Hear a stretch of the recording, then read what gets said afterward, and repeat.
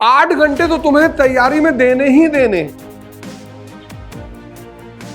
तो हर महीने तुम्हारी पढ़ाई एवरेज 250 घंटे की होगी। जब कोई टॉपर कहता है कि मैं 4 न्यूज़पेपर पढ़ता था, तो वो अपनी लिमिट बढ़ा चुका होता है, उस लेवल पे कहता है। तुम इस लेवल पे उसको अगर सुनोगे तो तुम परेशान हो जाओगे। यही इस एग्जामिनेशन का सबसे खतरनाक एस्पेक्ट है, जिसमें अच्छे अच्छे लोग फंस जाते हैं। यहां तुम 10 दिन पढ़ते थे 14-14 घंटे, कोई बात नहीं, क्योंकि 10 ही दिन पढ़ना था। यहां 365 दिन पढ़ना है। Unacademy. Let's crack it. इस गेम की सबसे खतरनाक चीज पता है क्या है? जैसे अभी तक तुम पढ़ाई कैसे करते थे? अभी तक तुम्हारा जो एग्जामिनेशन होता था वो सिर्फ 10 दिन का होता था मैक्सिमम, बस। तो तुम्हारा सारा पेन जो होता था वो 10 दिन का होता था, और 10 दिन का पेन बर्दाश्त है। 365 डेज में 10 दिन का पेन बर्दाश्त है। तुम्हारी एग्जाम डेट आई 14 जून टू 26 जून, तो तुम्हारी पहली नजर कहां गई? 26 जून पे। कह रहे भैया सारा दर्द यहीं तक है। ये अब तक तुम किए हो, मतलब हम सब यही करते थे। यहां जो एग्जाम है ना, इसकी लास्ट डेट नहीं पता है। यही इस एग्जामिनेशन का सबसे खतरनाक एस्पेक्ट है, जिसमें अच्छे अच्छे लोग फंस जाते हैं। यहां तुम 10 दिन पढ़ते थे 14-14 घंटे, कोई बात नहीं, क्योंकि 10 ही दिन पढ़ना था। यहां 365 दिन पढ़ना है। तो सबसे बड़ा टारगेट है रेगुलरिटी। और अगर तुमने लिमिट से ज्यादा पढ़ा, मतलब तुम्हारी लिमिट है 5 घंटा पढ़ने की, तो 5 पढ़ो, 5। और लिमिट बढ़ाई जाती है। ये तुम पहले दिन वॉक करने गए, 2 किलोमीटर वॉक किए, 10 दिन बाद 4।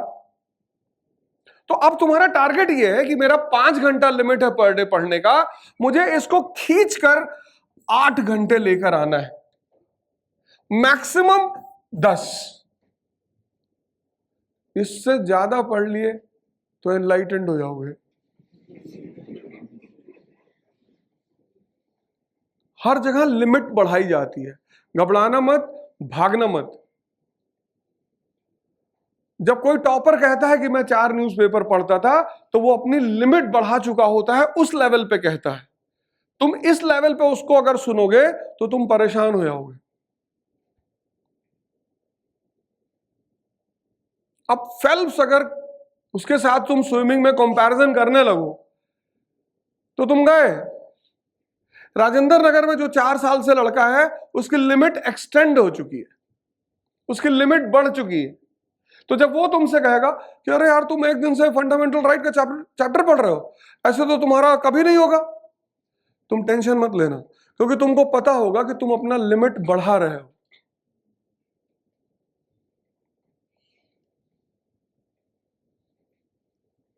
यहां जो लड़का इंटरव्यू दिया हुआ बैठा हुआ है, उसकी लिमिट बढ़ी हुई है, तुम्हें अभी बढ़ानी है। न्यू कमर के साथ कुछ चैलेंजेस होते हैं, उन चैलेंजेस को उनको समझना चाहिए। और पहला चैलेंज होता है कि कंसिस्टेंसी बनानी है।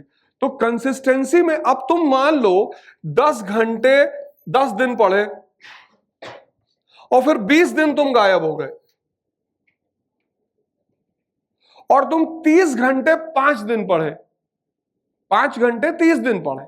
तुम 10 घंटे 10 दिन पढ़े और 20 दिन गायब। इसने रिजेक्ट कर दिया ना कि भैया आप नहीं ले पाएंगे, खत्म। तो पूरे महीने की तुम्हारी पढ़ाई कितनी हुई? 100 घंटे। लेकिन तुम 5 घंटे 30 दिन पढ़े, तो पूरे महीने की तुम्हारी पढ़ाई कितनी हुई? कॉमन सेंस लगाओ, पूरे महीने का एवरेज देखना है। अगर पूरे महीने तुम 150 घंटे पढ़ रहे हो तो बहुत अच्छा कर रहे हो, और तुम्हारा 150 घंटे से ज्यादा हो जाएगा, क्योंकि 3 घंटे तुम्हारा क्लास, फिर उस 3 घंटे का होमवर्क 6 घंटा, फिर 2 घंटे का न्यूज़पेपर 8 घंटा। 8 घंटे तो तुम्हें तैयारी में देने ही देने। तो हर महीने तुम्हारी पढ़ाई एवरेज 250 घंटे की होगी। बहुत है पहले महीने। तुम याद करके देखो, ग्रेजुएशन में सिर्फ यही 10 दिन हम पढ़े थे। ये इसके अलावा हमने पढ़ाई नहीं की थी। अब हमें वो ट्रैक चेंज करना है। चेंज जब भी करना तो ब्रिटेन की तरह करना, कभी फ्रांस की तरह मत करना। इसका मतलब क्या हुआ? ब्रिटेन की तरह जो जिसने चेंज किया, ब्रिटेन में 1215 से 1688 में पार्लियामेंट डोमिनेट हुआ। कितने साल में? 400 साल में। इसीलिए आज तक ब्रिटेन में कोई बहुत खतरनाक सी क्रांति नहीं हुई, क्योंकि चेंज हुआ, ग्रेजुअल हुआ, ग्रेजुअल हुआ और स्टेप बाय स्टेप हुआ। इसलिए ब्रिटेन का तुम अगर हिस्ट्री पढ़ो तो आज भी मोनार्की है वहां पे। 1215 में वहां पे पार्लियामेंट पैदा हुआ और 1688 जिसको तुम बोलते हो ग्लोरियस रेवोल्यूशन, 400 साल बाद वो पार्लियामेंट सुपर पावर बना इंग्लैंड में। इसलिए दुनिया में सबसे ताकतवर अगर पार्लियामेंट्री सिस्टम किसी कंट्री की है तो ब्रिटेन की है। Gradual development and step by step development, ऐसे तुम भी करना। और उसका उल्टा तुम देखो, फ्रांस के साथ क्या हुआ? 1789 रेवोल्यूशन एंड 1791 फर्स्ट कॉन्स्टिट्यूशन।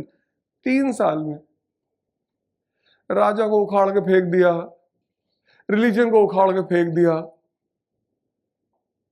तो यहां पे क्या हुआ? Immediate change. इमीडिएट जो चेंज होते हैं वो बहुत खतरनाक होते हैं।